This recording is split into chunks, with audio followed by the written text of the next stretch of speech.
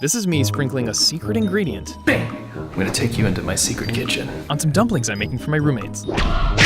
That ingredient is MSG. But I'm not gonna tell them that, because I know a lot of folks are still afraid of MSG, which is short for monosodium glutamate. It's a savory, satisfying seasoning that's in a lot of things you probably eat every day, like chips, canned soup, and KFC.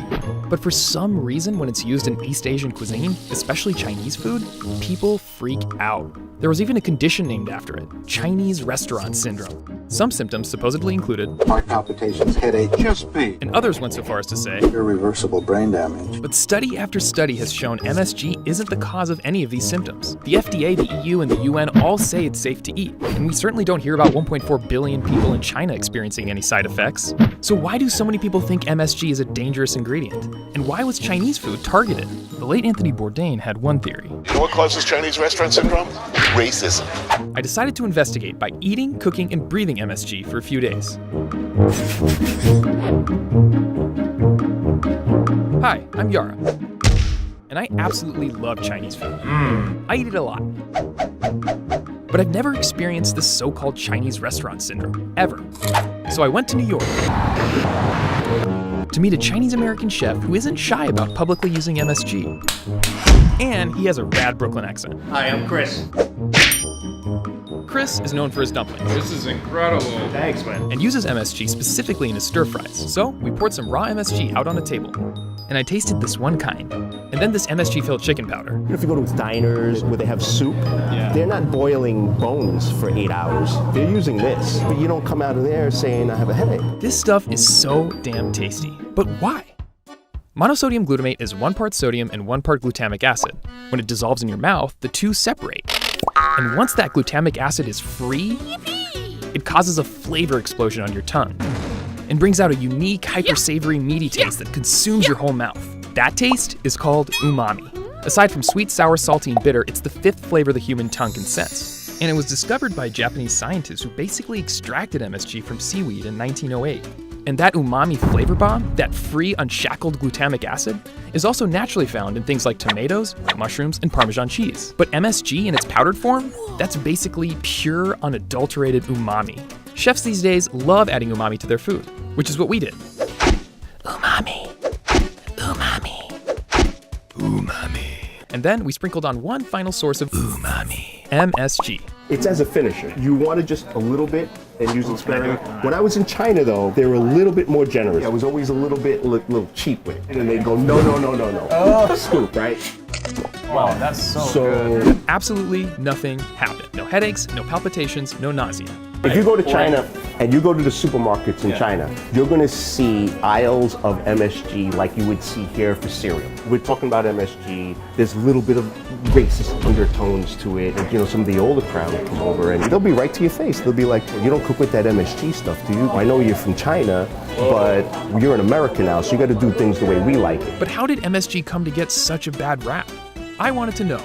Is there actually any definitive science that links MSG to those negative symptoms we've read about? And Dr. Ken Lee is going to help us get to the bottom of that science. Yara, please call me Ken. All right. Ken is a food scientist with a passion for MSG, and New York's Chinatown is his old stomping ground. That used to be my uncle's meat market. It's now a poke bowl. What? Did your parents cook with MSG? Absolutely. It's just like salt and pepper. MSG is an essential ingredient of Chinese cooking. Is there any double-blind scientific study that proves any of the health symptoms? I can say absolutely not. In a scientific study where people don't know what they're eating, so they're fed MSG or a placebo, meaning a sugar pill. Sure. People on the sugar pill develop symptoms as well. Could even be psychosomatic. A little bit of chemistry here. Glutamic acid is a component of protein. Okay? You and I are both made out of protein. Yeah. It's already in you. Yeah, it's in you too, and it's everyone that's watching this video. So how did the stigma against MSG come about? In 1968, a Chinese-American doctor wrote a letter to a major scientific journal. He claimed that whenever he ate at Chinese restaurants in the US, he experienced numbness all over his body, general weakness, and heart palpitations. His letter was titled Chinese Restaurant Syndrome. He suggested it could be caused by a number of things, including MSG. Readers then wrote in, talking about their own symptoms, and scientists started studying it too. But a lot of the initial research was faulty. Scientists messed up by assuming MSG was already the culprit, using ridiculously high doses of it, and failing to use placebos properly. But it was one study in 1969 that caused a massive panic. It famously injected MSG under the skin of mice, leading them to develop brain lesions. No human would actually consume MSG that way. No, but actually, a good point. If you just took common table salt and injected it under your skin, you could induce a real toxic state. Right. Solid scientific research came out debunking MSG myths in the next few decades, but it was too late. No MSG signs had already popped up around the country. Everybody hears the accusation and nobody tunes in when they hear the verdict of not guilty. So that's what happened with MSG. It's amazing, just one letter, a bunch of flawed science, and an entire cuisine, an entire people stigmatized. But here's the thing, there's a huge double standard. We actually eat lots of non-Chinese foods with MSG, but you don't hear about people getting sick from them. We're gonna go pick up some foods and snacks that have MSG in them very openly. Good idea.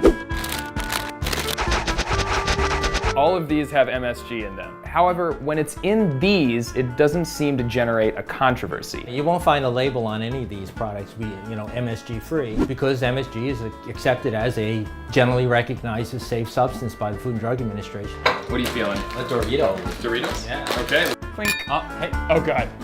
savory. I'm not having any reaction. Is there like a small percentage of people that have reactions? Yeah, absolutely. What's more likely is they're reacting to other ingredients that are in that wonton soup or whatever they attributed the MSG to. Why do we distrust foods like MSG because it's used extensively by Asians?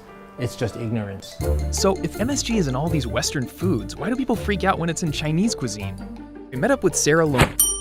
Sarah wrote a book about the 8 flavors that make American cuisine, and MSG is one of them. We met up with her at the Museum of Food and Drink, which has an exhibit on Chinese food and MSG. MSG is to savory as like a Sour Patch Kid is to sour. It's like the most pure form of savory. This is just a bowl of MSG, right? Yes. Should we try it? Yeah, let's do a little boop, boop, boop. Nothing happened. But first, we had to order some Chinese takeout. Is the food here? Oh my God. So Sarah explained. Chinese restaurant syndrome. Like, that's xenophobic. You're essentially blaming an immigrant culture for making people sick. A lot of racism against other cultures revolves around this idea that, like, you're not even human. Look at what you're eating. It's full of this poison MSG. But how did MSG get to the US in the first place? After it was discovered in Japan, MSG made its way to China and became super popular, and Chinese immigrants then brought it with them across the Pacific.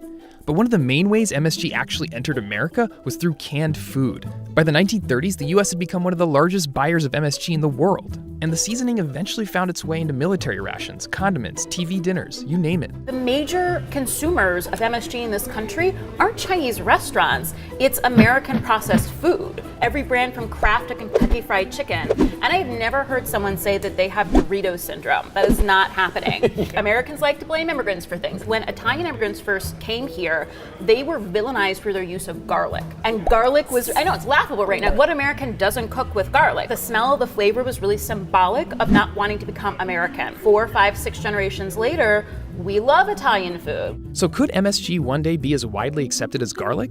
Perhaps, but there's a long way to go. The stigma is still very much here, which is why a lot of chefs are still hesitant to use it at their restaurants. And that's why we're here to talk to Chef Lynn. Hi. Hi. She runs a Modern Vietnamese restaurant. Lynn and her family are from Vietnam, but they're ethnically Chinese and came to the US as refugees. My parents cooked with MSG, so I'm very familiar with the ingredients. But as a professional chef growing up in the industry, because of the stigma, there was a lot of pressure not to use the MSG. Lynn is afraid that she'll lose clientele if she starts using MSG in her restaurant, but she still finds other ways to add umami to her food. Add a little bit of fish sauce. Now you got some umami in there, yeah? And the stigma against MSG has even touched Lynn's family. Her dad still uses it, but her mom doesn't cook with it anymore. So we went to Lynn's house to cook with her parents. You cook together with your wife. Yeah. That's so nice. I like Yes. You don't use MSG in cooking today. No, somebody said nobody could. Right. MSG long time. I like this disagreement between mom and dad. Then we cooked 2 dishes, one with MSG All right, here comes. Yeah.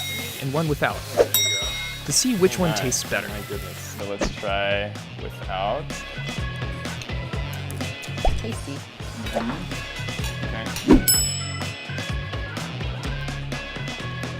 Yeah, this one definitely has, I think, a little more fuller feel to it. Kind of coats your mouth. It really brings out the other flavors that are in there. I can't imagine if, like, food from my culture, if I had to tell everyone, like, oh, I've had to remove an ingredient from it, you know? Right. I feel like that would just be a really sad day for me. The experiment we did at Lynn's house, of course, brings me back to the experiment I started the video with, secretly feeding MSG to my roommates. PSA, do not secretly put stuff in other people's food. It's a bad idea. Do not do this at home. So what's the deal with these dumplings? What's in them? MSG? Hell yeah. So, I basically put 1 teaspoon of this into the filling of those dumplings. 1 teaspoon per dumpling? No. Put 1 teaspoon in the entire dumpling filling. I mean, it's a great flavor. How do you feel after eating MSG? Perfectly fine. Satiated, satisfied. My roommates loved the taste and didn't get sick. And of course they didn't, because, well, the science says MSG is perfectly safe. What I learned by making this video is that people are afraid of MSG for a number of reasons. There's the initial flawed research, there's the rumor mongering, or Racism. but things are looking up. A new generation of Asian American chefs are taking back the narrative. So I hope the next time you order some Chinese takeout and someone starts talking about getting a headache or something else, you'll be able to tell them. It's not the wonton soup and it's not the MSG. It's probably just in your head. I hope I've convinced you guys there's nothing to fear about MSG. That doesn't mean you should just go about dumping tons of it all over your food. Just like salt, or really anything in life, consume it in moderation. Anyway, share this video with friends and family who think they get headaches from MSG, and see how they react.